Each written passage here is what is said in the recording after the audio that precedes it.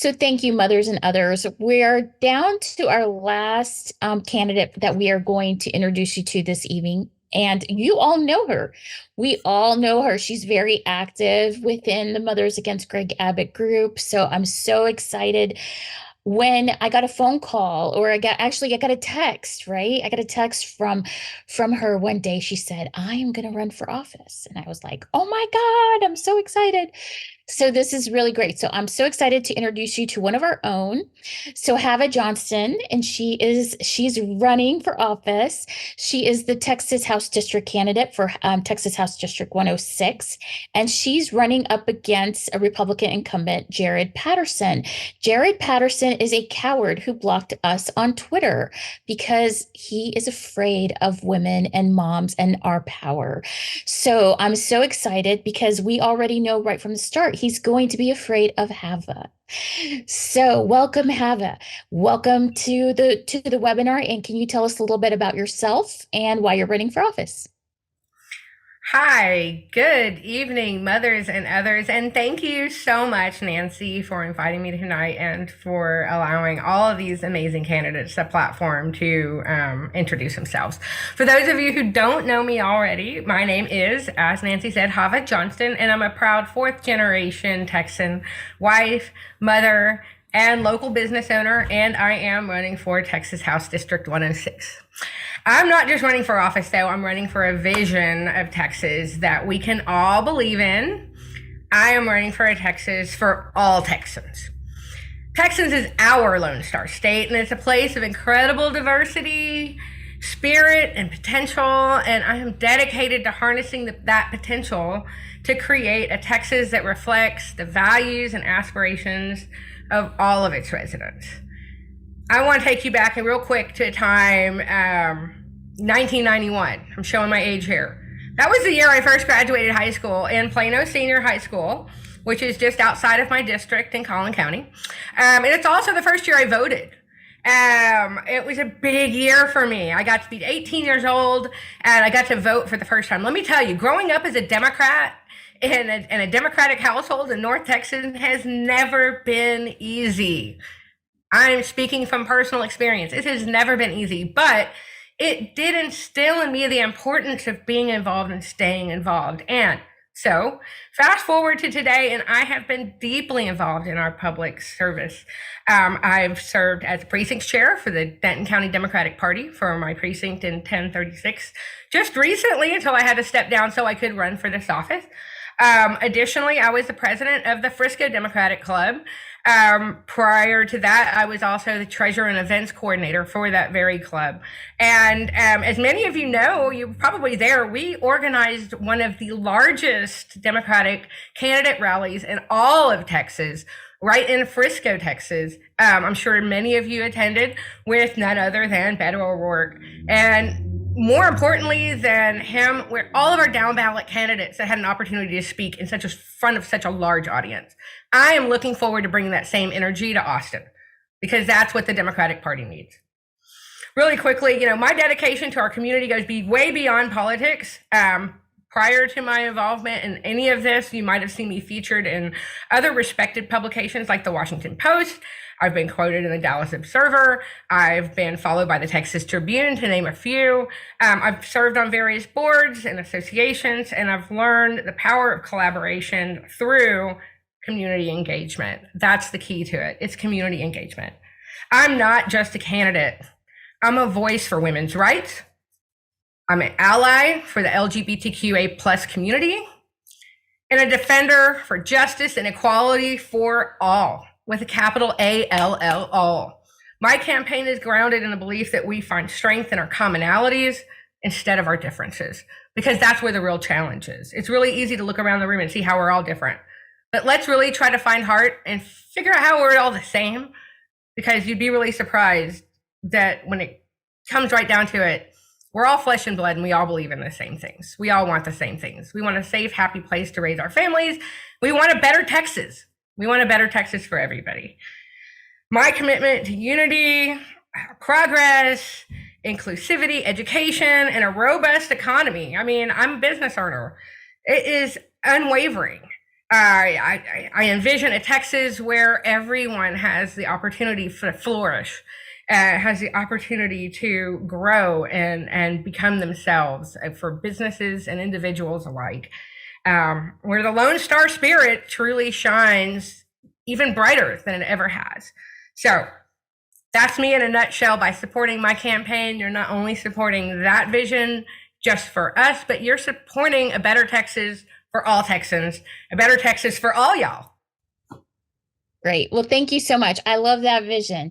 So, can you tell us what are your top 3 issues that you're running on for your district during this campaign season?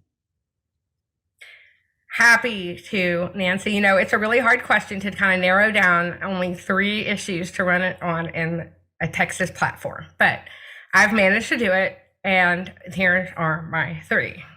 Top of the line, education and teacher retention.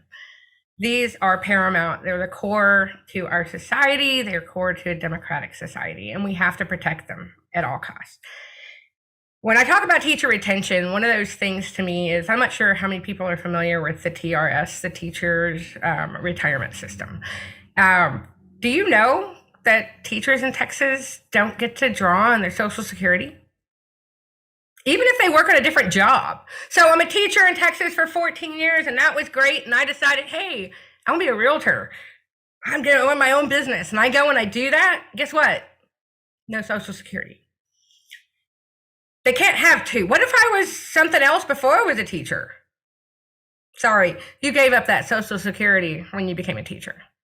Not only is the TRS underfunded and undermanaged, but we're limiting the ability of our very educators to see a future for themselves, much less a future for our students. So let's start by fixing the very principles and the foundation that keep our schools running. Hey, happy teachers mean happy students. Happy students mean happy schools. Happy schools make happy parents. Happy parents make a happy world go round. So let's start by making our teachers happy.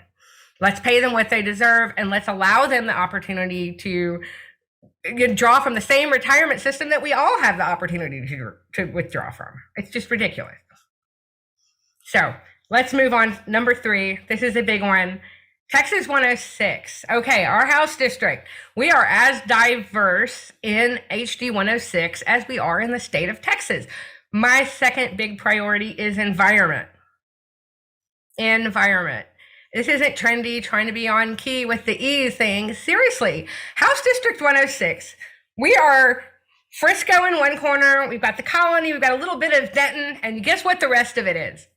Farmland, lakes, streams, a water district.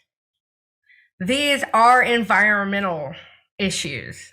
We need to tone our messaging, and we need to focus our attention to the very environment that we're living in our House district. Our water is being polluted by the very developers that are building the major housing developments that I help sell. I don't really have a choice. That's where they're building houses. Our wildlife is being displaced uncountably with no accountability. Nobody is coming back to these developers. Hey, anybody think about all those bobcats and wildcats running around? No, we just get on Nextdoor and complain about it. The fact of the matter is, when you have urban areas, massive growth and urbanization surrounding farm areas, you're going to see a displacement.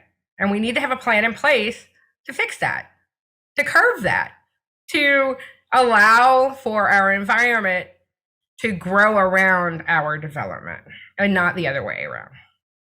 So moving on, if that wasn't enough, let's talk about number 3. And this is a big one. It's healthcare. And what does healthcare include? That's such a general, broad topic, which is why I picked it, because it includes abortion care.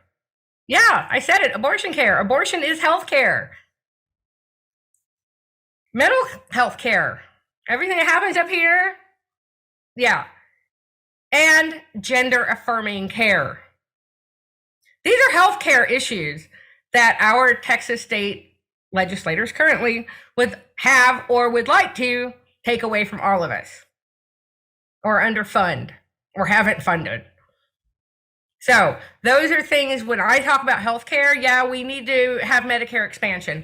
Yeah, everybody needs affordable healthcare. Yeah, we need to figure out a way to make it more affordable. But hey, what are we affording?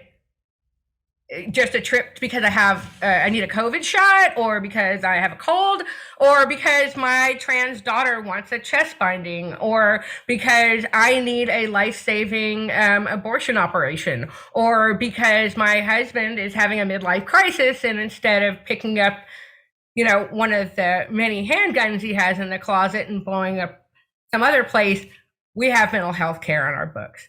We need these types of healthcare systems. That's what I talk about when I talk about expanding healthcare. So those are my big three. We can fill in the blanks with all the others. They all fit in there, I'm sure. I'm happy to talk to all of you about any of them. Great. So tell us, Hava, where can we find you and how best can we support you right now? Find me. Well, you can all visit my website at www.hava106.com. Yes, just like the call letters. If I'm not a politician, maybe I'll be a radio station. Please visit www.hava106.com.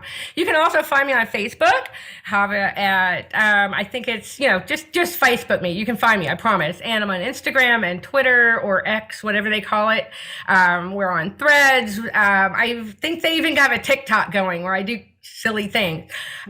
So find me in all of those places. How can you help me? I want your money, because your money helps me. Real quick, I do not have a primary contender.